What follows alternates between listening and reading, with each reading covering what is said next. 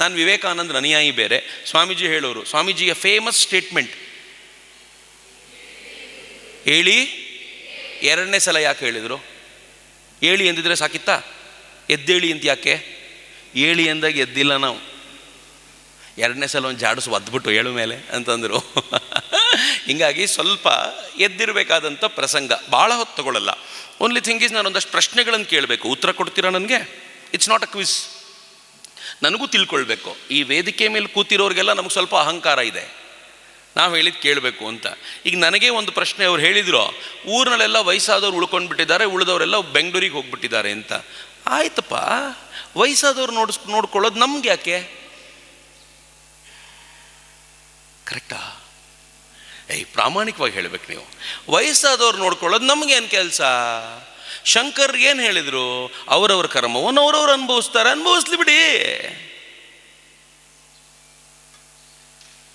ಆಯ್ತಪ್ಪ, ವಯಸ್ಸಾದವ್ರು ನಮ್ಮನ್ನು ನೋಡ್ಕೋಬೇಕು, ವಯಸ್ಸಾದವ್ರಿಗೇನೋ ತೊಂದರೆ ಇದೆ. ಮಾಯಾ ಪ್ರಪಂಚ, ಎಲ್ಲವೂ ಮಾಯೆಯಿಂದ ಕೂಡಿರುವಂಥದ್ದು. ಹೀಗಾಗಿ ನನ್ನ ಜಾಬ್ ಏನೂ ಇಲ್ಲ ಅಂತ ಶಂಕರೇ ಹೇಳಿದ್ರಲ್ಲ. ಹೀಗಾಗಿ ನಾನು ಬೆಂಗಳೂರಿಗೆ ಹೋಗ್ತೀನಿ, ಆದರೆ ನಮ್ಗೆ ಆಮೇಲೆ ಗೊತ್ತಾಗುತ್ತೆ ಬೆಂಗಳೂರು ದೊಡ್ಡ ಮಾಯಾ ಪ್ರಪಂಚ ಅಂತ. ಇದನ್ನು ಮಾಯೆ ಅಂದ್ಕೊಂಡು ಹೋದವ್ರಿಗೆ ಗೊತ್ತಾಗುತ್ತೆ ಬೆಂಗಳೂರು ಇದಕ್ಕಿಂತಲೂ ದೊಡ್ಡ ಮಾಯೆ ಅಂತ. ಹೀಗಾಗಿ ನನಗೊಂದು ಸಣ್ಣ ಒಂದೆರಡು ಮೂರು ಪ್ರಶ್ನೆಗಳಿವೆ, ಆ ಪ್ರಶ್ನೆಗಳಿಗೆ ನೀವು ಉತ್ತರ ಕೊಡಬೇಕು, ಆಯಿತಾ? ಬಟ್ ಹೆಣ್ಮಕ್ಳೇ ಇದ್ದೀರಾ. ಆ್ಯಕ್ಚುಲಿ ಇಲ್ಲಿ ಗಂಡು ಮಕ್ಳು ಕೂತಿರ್ಬೇಕಿತ್ತು, ಗ್ರಿಲ್ ಮಾಡಬೇಕಿತ್ತು ನನಗೆ, ಆದರೆ ಎಲ್ಲ ಹೆಣ್ಮಕ್ಳೇ ಕೂತಿದ್ದೀರಾ. ಒಂದಷ್ಟು ಪ್ರಶ್ನೆ ಕೇಳಬೇಕು. ಆಮೇಲೆ ಹೆಣ್ಮಕ್ಳು ಇದ್ದಿದ್ದು ಒಳ್ಳೇದಾಯಿತು. ಯಾಕೆ ಅಂತಂದರೆ, ಈಗ ಹೆಣ್ಮಕ್ಳೇನಾದರೂ ನೀವಿಷ್ಟು ಜನ ಡಿಸೈಡ್ ಮಾಡಿ, ನಾನೊಂದು ಹಿಂಟ್ ಕೊಡ್ತೀನಿ ನಿಮಗೆ. ಶೃಂಗೇರಿಯಲ್ಲೇ ಎಲ್ಲರೂ ಉಳಿಬೇಕು ಅಂತ ಮಾಡೋದಾದರೆ ಇಲ್ಲೊಂದು 150-200 ಜನ ಇದ್ದೀವಿ ನಾವು. ಈ 150-200 ಜನ ಡಿಸೈಡ್ ಮಾಡಿ, ನಾನು ಮದುವೆ ಆಗಿರೋದು ಶೃಂಗೇರಿಯಲ್ಲಿರೋ ಹುಡುಗನ ಮಾತ್ರ ಅಂತ ನೀವೇನಾದರೂ ಹೇಳಿದ್ರೆ, ಅದು ಹೆಂಗೆ ಹುಡುಗ ಶೃಂಗೇರಿ ಬಿಟ್ಟು ಹೋಗ್ತಾನೋ ನೋಡೇ ಬಿಡ್ತೀನಿ ನಾನು. ಆದರೆ ನಿಮ್ಮಲ್ಲಿ 90% ಜನ ಏನು ಹೇಳ್ತೀರಾ ಗೊತ್ತಾ? ಬೆಂಗಳೂರಲ್ಲಿದ್ದಾನಾ, ಸಂಬಳ 1 ಕೋಟಿ ರೂಪಾಯಿ ತಗೋತಾನ ವರ್ಷಕ್ಕೆ, ಹಂಗಿದ್ರೆ ಮಾತ್ರ ಬರ್ತೀನಿ. ನೀವು ಯಾವಾಗ ಹೇಳ್ತೀರೋ ಅವನು ಯಾಕೆ ಶೃಂಗೇರಿಗೆ ಬರ್ತಾನೆ? ಇಲ್ಲಿ ಹುಡುಗರಿಲ್ಲ, ಹುಡುಗರಿದ್ರೆ ಕೇಳ್ತಿದ್ದೆ ನಾನು, ನೀವು ಯಾಕೆ ಬೆಂಗಳೂರಿಗೆ ಹೋಗಿದ್ದೀರಿ ಅಂದರೆ, ಇಲ್ಲದಿದ್ರೆ ಮದುವೆ ಆಗೋದಿಲ್ಲ ಸರ್ ಅಂತಾರೆ. ಶುರು ಆಗೋದು ಅಲ್ಲಿಂದ. Fine, let us keep it aside. ಮುಂದಿನ ಪ್ರಶ್ನೆ, ಯಾಕೆ ನಮಗೆ ನಗರಗಳು ಇಷ್ಟ ಆಗ್ತವೆ? ಆನ್ಸರ್ ಮಾಡಬೇಕು. ಇಲ್ಲ ಮಲಗಿದ್ದೀರಾ ಅಂತ ತಿಳ್ಕೊತೀನಿ ನಾನು. ಯಾಕೆ ಕೇಳಿಸಿಲ್ಲ? ಒಬ್ಬೊಬ್ಬರೇ ಜೋರಾಗಿ. ಜಾಸ್ತಿ ಫೆಸಿಲಿಟೀಸ್ ಇದೆ. PVR ಇದೆ, ಐನಾಕ್ಸ್ ಇದೆ, ಮಾಲ್ಸ್ ಇದೆ, ಅದೇ ಅಲ್ವಾ ಫೆಸಿಲಿಟಿ ಅಂದರೆ? ಎಂಜಾಯ್ಮೆಂಟಿಗೆ ಜಾಸ್ತಿ ಅವಕಾಶ ಇದೆ. ಶೃಂಗೇರಿಯಲ್ಲಿ ಏನಿದೆ? ಯಾರು ಶೃಂಗೇರಿಗೆ ನಮ್ಮ ಮನೆಗೆ ಬಂದರೂ ಏನು ಹೇಳ್ತಾರೆ? ಶಾರದಾ ಮಂದಿರಕ್ಕೆ ಕರ್ಕೊಂಡು ಹೋಗು ಅಂತ. ಎಷ್ಟು ಸಲ ನೋಡಿ ನೋಡಿ ನೋಡಿ ಬೇಜಾರಾಗೋಗಿದೆ ನನಗೆ ಅಂತ ಅಲ್ವಾ? ಸೊ ಹೀಗಾಗಿ ಫೆಸಿಲಿಟೀಸ್ ಜಾಸ್ತಿ ಇದೆ, ಎಂಜಾಯ್ಮೆಂಟಿಗೆ ಅವಕಾಶ ಜಾಸ್ತಿ ಇದೆ. ಕರೆಕ್ಟಾ? Fine, very good. ನೆಕ್ಸ್ಟ್, ಯಾಕೆ ನನಗೆ ಬೆಂಗಳೂರು ನಗರ ಅಂತ ಹೇಳಲಿಕ್ಕೆ ಇಷ್ಟಪಡ್ತೀನಿ ನಾನು. ಯಾಕೆ ನಗರ ಇಷ್ಟ ಆಗುತ್ತೆ? ಅಪಾರ್ಟ್ ಫ್ರಮ್ ಫೆಸಿಲಿಟೀಸ್, ಆಪರ್ಚುನಿಟೀಸ್ ಜಾಸ್ತಿ ಇದೆ. ಗುಡ್, ಫೆಸಿಲಿಟೀಸ್ಗಿಂತ ಇಂಪಾರ್ಟೆಂಟ್. ನಾನು ಏನಾದರೂ ಮಾಡ್ತೀನಿ ಅಂತಂದರೆ ಆಪರ್ಚುನಿಟೀಸ್ ಇದೆ. ಉದಾಹರಣೆಗೆ, ನಾನೊಬ್ಬ ಒಳ್ಳೆ ಟೇಲರ್, ತುಂಬ ಚೆನ್ನಾಗಿ ಬಟ್ಟೆ ಹೊಲಿತೀನಿ. ಇಲ್ಲಿ ಬಂದವರು ತುಂಬ ಚೆನ್ನಾಗಿರೋ ಬಟ್ಟೆ ಬೇಕು ಅಂತಾರ? ನಂಗೆ ಮಾನ ಮುಚ್ಕೊಳ್ಳೋಕೆ ಒಂದು ಬಟ್ಟೆ ಬೇಕು ಕೊಡು ಅಂತಾರೆ. ನಾನು ಟೇಲರಿಂಗ್ ತೊಗೊಂಡು ಏನು ಮಾಡೋದು? ಸೊ ನಾನು ತೊಗೊಂಡೋಗಿ ಬೆಂಗಳೂರಿಗೆ ಇರಬೇಕಾಯ್ತು. ಕರೆಕ್ಟ್, ಆಪರ್ಚುನಿಟೀಸ್ ಜಾಸ್ತಿ. ಸಿಟೀಸ್ ಆಪರ್ಚುನಿಟೀಸ್ ಕೊಡುತ್ತೆ, ಇಲ್ಲಿ ಕೊಡೋದಿಲ್ಲ. ನೀವು ಹೇಳ್ತಿದ್ದೀರಾ. ನೆಕ್ಸ್ಟ್, ಇನ್ನೇನಿದೆ ಬೆಂಗಳೂರು? ಎರಡೇ ರೀಸನ್ ಅಂತಾದರೆ 2 ರೀಸನ್ಗೂ ಉತ್ತರ ಕೊಡ್ತೀನಿ ನಾನು. Salary correct.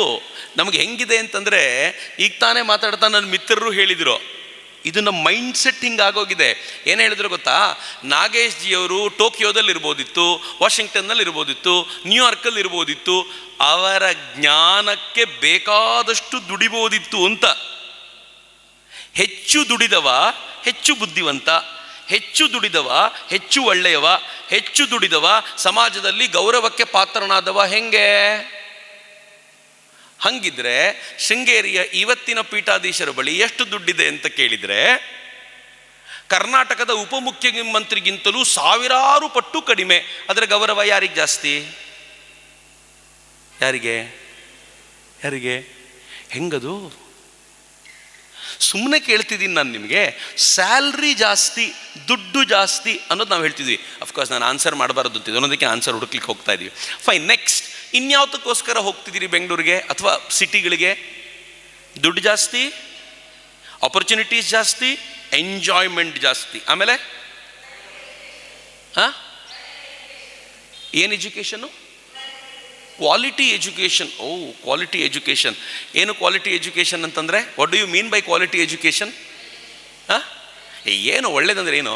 ಕ್ವಾಲಿಟಿ ಮತ್ತು ಒಳ್ಳೇದು, ಅದಕ್ಕೆ ಇಂಗ್ಲೀಷ್ನಲ್ಲಿ ಆಯ್ತು, ಕನ್ನಡದಲ್ಲಿ ಆಯ್ತು. ಜಾಸ್ತಿ ನಾಲೆಜ್ ಬೇರೆ, ಎಜುಕೇಷನ್ ಬೇರೆ. ನಿನಗೆ ನಿಜವಾಗಲೂ ನಾಲೆಡ್ಜೇ ಬೇಕು ಅನ್ನೋದಾದರೆ ಶೃಂಗೇರಿಯ ಗುರುಕುಲ ಕೊಡಬಲ್ಲಷ್ಟು ನಾಲೆಡ್ಜು ಬೆಂಗಳೂರಿನ ಇಂಟರ್ನ್ಯಾಷನಲ್ ಸ್ಕೂಲ್ ಕೊಡಲಾರದು. ಇಂಟರ್ನ್ಯಾಷನಲ್ ಸ್ಕೂಲ್ ಮ್ಯಾಥಮೆಟಿಕ್ಸ್ ಹೇಳಿಕೊಡುತ್ತೆ, ಇಂಟರ್ನ್ಯಾಷನಲ್ ಸ್ಕೂಲು ಸೈನ್ಸ್ ಹೇಳಿಕೊಡುತ್ತೆ, ಇಂಟರ್ನ್ಯಾಷನಲ್ ಸ್ಕೂಲು ಸೋಷಿಯಲ್ ಸ್ಟಡೀಸ್ ಪಾಠ ಹೇಳಿಕೊಡುತ್ತೆ. ಆದರೆ ಶೃಂಗೇರಿಯ ಗುರುಕುಲ ಬದುಕೋದು ಹೆಂಗೆ ಅಂತ ಕಲಿಸಿಕೊಡುತ್ತೆ. ನಾಲೆಡ್ಜ್ ಯಾವುದು? ಯಾವುದೋ ಗುರುಕುಲದ್ದು ಸರ್, ಅಲ್ವಾ? ನಾಲೆಜ್ ಅಂತ ಹೇಳಿಕ್ಕೆ ಬರಲ್ಲ. ಎಜುಕೇಷನ್ ಚೆನ್ನಾಗಿರುತ್ತೆ ಅಂತಂದರೆ ಏನು ಗೊತ್ತಾ? ಬಿಲ್ಡಿಂಗ್ ಸೂಪರ್ ಆಗಿರುತ್ತೆ. ನಮ್ಮ ಶೃಂಗೇರಿಯಲ್ಲಿ ಹುಡುಕಿದ್ರು ಆ ಬಿಲ್ಡಿಂಗ್ ಸಿಗಲ್ಲ. ಅವರು ಮೇಷ್ಟ್ರುಗಳು ಹೆಂಗಿರ್ತಾರೆ ಅಂದರೆ ಯೂನಿಫಾರ್ಮ್ ಹಾಕ್ಕೊಂಡ್ಬರ್ತಾರೆ, ಟೈ ಹಾಕ್ಕೊಂಡಿರ್ತಾರೆ, ಸೂಟು ಬೂಟು ಹಾಕ್ಕೊಂಡ್ಬಂದಿರ್ತಾರೆ, ಕ್ಲಾಸ್ ಆಗಿರುತ್ತೆ, ಅಲ್ವಾ? ಕರೆಕ್ಟ್. ಲ್ಯಾಬೊರೇಟ್ರಿ ಭಾಳ ಅದ್ಭುತವಾಗಿರುತ್ತೆ. ನಾಲ್ಕನೇದು, ರೂಮ್ಗಳಲ್ಲಿ ಕೆಲವೊಂದು ರೂಮ್ಗಳಲ್ಲಿ ಫ್ಯಾನ್ ಇರುತ್ತೆ, ಕೆಲವೊಂದು ಕಡೆ ಎ ಸಿ ಇರುತ್ತೆ, ಏನು ಬ್ಯೂಟಿಫುಲ್. ಆದರೆ ಶೃಂಗೇರಿಯ ಮಜಾ ಏನು ಗೊತ್ತಾ? ಇಡೀ ಶೃಂಗೇರಿನೇ ಎ ಸಿ ಆಗದಂಗೆ ಇರುತ್ತೆ. ಇಲ್ಲಿ ಫ್ಯಾನು ಸೆಕೆಗಾಲದೊಂದು 2 ತಿಂಗಳು ಬೇಕಾಗುತ್ತೆ, ಆಗ ಬೇರೆ ರಜಾ ತೊಗೊಂಡು ಮನೇಲಿ ಇರ್ತೀವಿ ನಾವು, ಅದು ಬೇಕಾಗೋದಿಲ್ಲ. ಇನ್ನು ಕ್ಲಾಸ್ ರೂಮಲ್ಲಿ ಫ್ಯಾನೇ ಬೇಕಾಗಲ್ಲ, ಇಡೀ ಶೃಂಗೇರಿಗೆ ತಣ್ಣಗಿರುತ್ತೆ. ಬಿಲ್ಡಿಂಗೇ ಬೇಕಾಗೋದಿಲ್ಲ. ಯಾಕೆ ಅಂತಂದರೆ 4 ಗೋಡೆಗಳ ನಡುವೆ ಕೂತ್ಕೊಂಡು ಕಲಿಬೇಕಾಗಿರೋದಕ್ಕಿಂತ ಹೆಚ್ಚು ಪ್ರಕೃತಿಯಲ್ಲಿ ಕಲಿಬೇಕಾಗಿದ್ದಿರುತ್ತೆ. ಶೃಂಗೇರಿ ಅದನ್ನು ಕಲಿಸುತ್ತೆ. ಬೆಂಗಳೂರಿನಲ್ಲಿ ಅರ್ಜೆಂಟಿಗೆ ಬೇಕು ಅಂದರೆ ಒಂದು ಅರಳಿ ಮರ ಹುಡುಕಬೇಕು ಅಂತಂದರೆ ಇಂಟರ್ನ್ಯಾಷನಲ್ ಸ್ಕೂಲ್ ಅವರು ನಿಮ್ಮನ್ನು ಕನಿಷ್ಠ ಪಕ್ಷ 40 ಕಿಲೋಮೀಟರ್ ಆಚೆ ಕರ್ಕೊಂಡು ಬರಬೇಕು. ಶೃಂಗೇರಿಯಲ್ಲಿ ಅರಳಿ ಮರನ ನೀವು ಕೇಳಿದ್ದ ಮರ ಬೇಕು ಅಂತ ಕೇಳಿದರೆ ಯಾರಾದರೂ ಗೊತ್ತಿರೋರನ್ನ ಕರ್ಕೊಂಡು ಹೋದರೆ 1 ರೌಂಡ್ ಕರ್ಕೊಂಡು ಹೋದರೆ ತೋರಿಸ್ಕೊಂಡು ಬರ್ತಾರೆ. ಏನು ಪುಣ್ಯವಂತರಪ್ಪ ನೀವು. ಬಟ್ ವಿ ಸೇ ಎಜುಕೇಷನ್ ಅಲ್ಲಿ ಚೆನ್ನಾಗಿ ಸಿಗತ್ತೆ ಸರ್ ಅಂತ. Fine, next. ಸುಮ್ಮನೆ ನಾನು ಹೇಳ್ತಿರೋದು ನಿಮ್ಗೆ ಕೌಂಟ್ರ್ ಮಾಡ್ತಿರೋದು. ನಾನು ಕೌಂಟ್ರ್ ಮಾಡ್ತಿರೋದು ತಪ್ಪು ಅಂತಾದರೆ ನೀವು ನನಗೆ ಹೇಳಬೇಕು. ಬೆಂಗಳೂರಿನಲ್ಲಿ ನೀವು ಹೋದರೆ ಈ ಬಾಟ್ಲ್ ವಾಟರ್ ಕುಡಿಬೇಕು. ಇಲ್ಲಿ ನಾನು ಮಠದ ಕೆಳಗೆ ಹೋದರೆ ಹಾಗೆ ತುಂಗೆ ನೀರನ್ನು ತಗೊಂಡು ಕುಡಿದು ಆಹಾ ಏನು ಚೆನ್ನಾಗಿದ್ಯಪ್ಪ. ಗಂಗೆಯಲ್ಲಿ ಸ್ನಾನ ಅಷ್ಟೇ ಮಾಡ್ಬೋದು, ಕುಡಿಬೇಕು ಅಂದರೆ ತುಂಗೆಗೆ ಬರಬೇಕು ಅಂತ ಇಡೀ ದೇಶ ಹೇಳುತ್ತೆ. ಗಂಗಾ ಸ್ನಾನಂ ತುಂಗಾ ಪಾನಂ ಅಂತ. ಯಾವ ನೀರನ್ನು ಕುಡಿಯೋದು ಅತ್ಯಂತ ಬೆಸ್ಟೋ ಆ ನೀರಿನ ಸ್ರೋತದ ಪಕ್ಕದಲ್ಲಿ ನಾವಿದ್ದೀವಿ. ಬೆಂಗಳೂರಿಗೆ ಹೋಗ್ಬಿಟ್ಟು ಬಾಟ್ಲ್ ವಾಟ್ರಿಗೋಸ್ಕರ ಬದುಕೋ ಸ್ಥಿತಿ ಬಂದ್ಬಿಡುತ್ತೆ ನಮಗೆ. ಏನು ದುರವಸ್ಥೆ ಅಪ್ಪ ನಮ್ಮದು. ನೆಕ್ಸ್ಟ್, ಯಾಕೆ ಸಿಟಿ? ಎಲ್ಲ ಮುಗಿದೋಯ್ತಾ? ಇಷ್ಟಕ್ಕೋಸ್ಕರ ನನ್ನ ಸಿಟಿಗೆ ಹೋಗೋದಾ? ಯಾಕೆ? ಗೌರವ ಸಿಗುತ್ತಾ ಸಿಟಿಗೆ ಹೋದ್ರೆ? ಗೌರವ ಏನು ಗೌರವ ಇದೆ? ಆ ಹುಡುಗಿ ಹೇಳ್ತಾಳೆ ಬೆಂಗಳೂರಲ್ಲಿದ್ದರೆ ಮಾತ್ರ ಮದುವೆ ಆಗ್ತೀನಿ ಅಂತ. ಅದೊಂದಕ್ಕೆ ಬಿಟ್ಟರೆ ಇನ್ಯಾವ ಗೌರವನೂ ಇಲ್ಲ. ಈ ರೀತಿಯ ಇನ್ನಷ್ಟು ವಿಡಿಯೋಗಳು ನಿಮಗೆ ಸಿಗಬೇಕೇ? ಹಾಗಾದ್ರೆ ಈಗಲೇ ನ್ಯೂಸ್ ಮಲ್ನಾಡ್ ಚಾನೆಲ್ನ ಸಬ್ಸ್ಕ್ರೈಬ್ ಆಗಿ, ಕೆಳಗಿರೋ ಸಬ್ಸ್ಕ್ರೈಬ್ ಬಟನ್ ಮೇಲೆ ಕ್ಲಿಕ್ ಮಾಡಿ ಉಚಿತವಾಗಿ ಸಬ್ಸ್ಕ್ರೈಬ್ ಆಗಿ. ನಿಮ್ಮ ಒಂದೊಂದು ಸಬ್ಸ್ಕ್ರೈಬ್ ಕೂಡ ನಮಗೆ ಬೆಂಬಲ, ಸ್ಫೂರ್ತಿ.